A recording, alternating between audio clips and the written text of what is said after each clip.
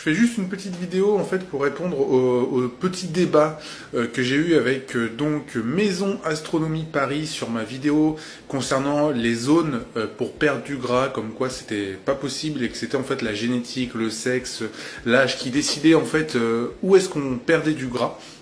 Je veux juste faire une vidéo en fait pour faire une réponse à tout le monde, pour que tout le monde ait mon avis sur le sujet.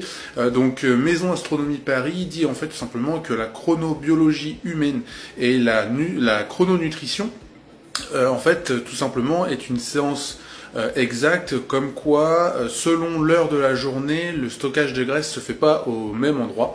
Alors je suis complètement ouvert à toutes les nouvelles découvertes scientifiques ou quoi que ce soit, c'est pour ça que j'ai fait des recherches par rapport à cette pratique, et c'est vrai que c'est une pratique qui est de plus en plus répandue, de plus en plus connue.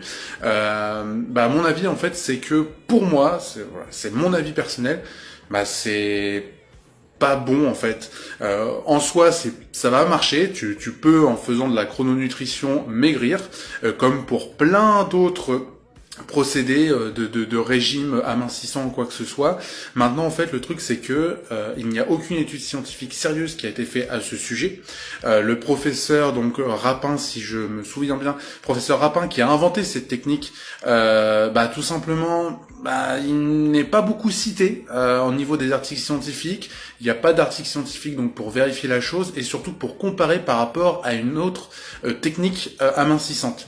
Moi en fait le problème de la chrononutrition, c'est de dire oui, alors selon le moment de la journée en fait le corps ne digère pas de la même façon certains nutriments ou quoi que ce soit.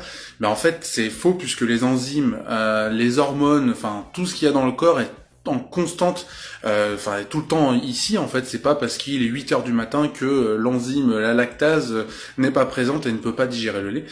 Donc je me dépêche parce que je vois le temps défiler. En tout cas la chrononutrition, moi ce qui me fait un petit peu peur, c'est que c'est devenu une marque déposée, donc c'est-à-dire que c'est quelque chose qui a été inventé pour être vendu derrière. Donc déjà rien que ça c'est un petit peu limite.